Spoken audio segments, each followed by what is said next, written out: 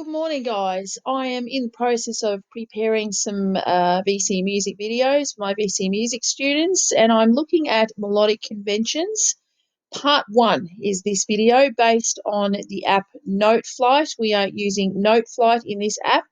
As you can see at the moment, what I've got up here at the moment is the title of this clip. I'm working with what we call the major scale. That is one of the scales you need to be familiar with for the VCE music oral recognition component.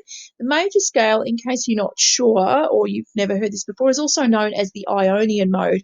We don't refer to it as the Ionian mode so much these days, but it is useful to put it in its context. Now, what you will see here is in the good old Noteflight app, I have up 4 bars on a piano score here.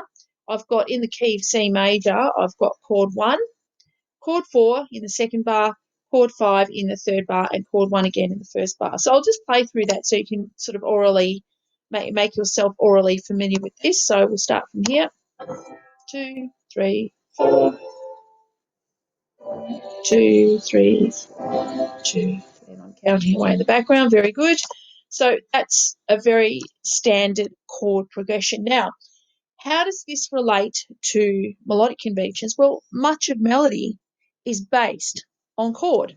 So let me pull up the keyboard again. So if you want that diagram of the keyboard to come up, I'll just click on the image there. This is actually quite a useful and instructive way of working with Noteflight. I'm now going to change my bar around a little bit and create a melody that is based largely on chords. So in its most simple version, I'm going to, what I shall do is get rid of that one.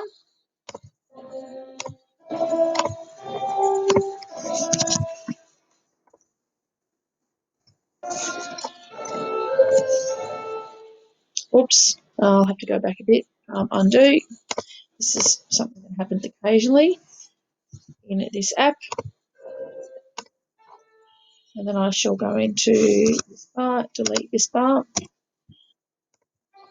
You can see I'm making a very simple melody just based on those chords there, which extends the content of, well, it extends, or perhaps we could say that it just gives a little bit more rhythmic variety or interest to this piece of music rather than just having sustained chords all the way through. And now you can start to see that one melodic convention, or one way that we can build a melody, is to build it up based on chords. So what I'm going to do here is copy this bar and put it in this bar for a minute. All right, so let's have a listen to that melody now.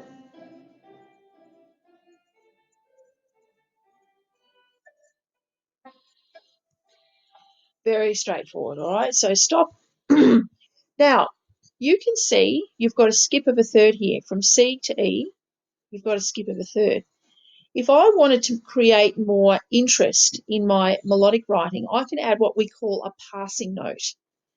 All right, so let's go and select this note. We are going to, we shall, I'll change it there. I'm going to move it to the very next beat, and I'm going to put in a little note there. Right, so I've now added in what we call a passing note. A passing note, by definition, is, if I just click back, let's have a quick look at the Google definition. A passing note, or a passing tone, as it's also known, we say it's a non-chord note or non-chord tone prepared by a chord tone a step above or below, and it's resolved by continuing in the same direction stepwise to the next chord tone, which is either part of the same chord or of the next chord in the harmonic progression. So simply, it's a note that fills in a gap between a third, basically, all right? So in this bar, you could actually fill the gap in with lots of these. So this is a passing note that goes in an upwards ascending direction. This one is going to go in a downwards descending direction. So here we go, I'll add this one in, right? Let's just have a listen and see how that affects the shape of the melody. This is going to bring a little bit more flow to the melody, right?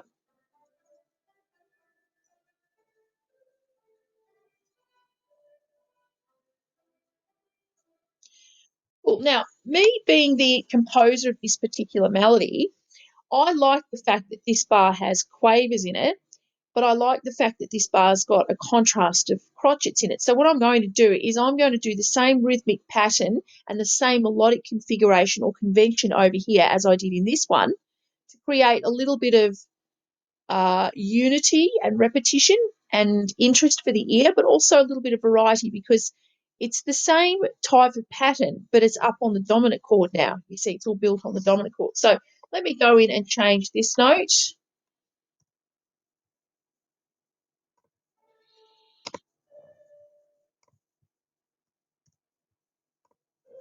So let's have a listen to the melody again. Okay.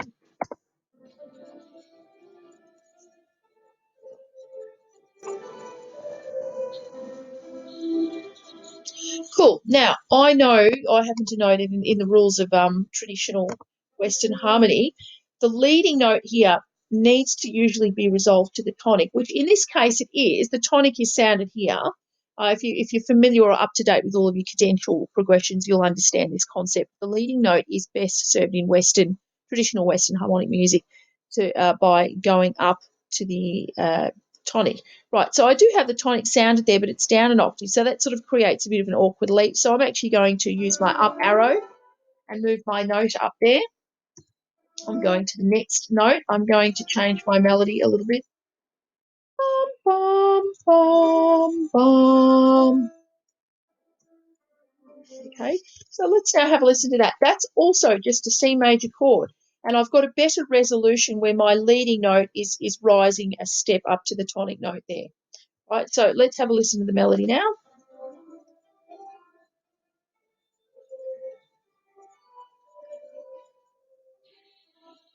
Good. Simple enough melody, but it's gone from being chordal, pure chords at the start, to being a rather singable piece of writing now. So if I want to have a very, very simple bass line, I might just add some semi-breves in here.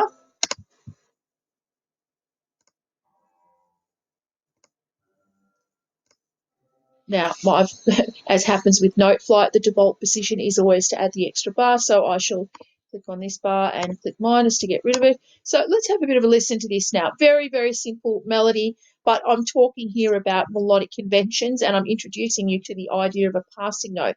And you will hear a lot of passing notes in melodic dictations you're required to do, right? It's good to have this kind of knowledge, so you're recognizing the features of the melody when you're dealing with melodic transcription. So let's play through that.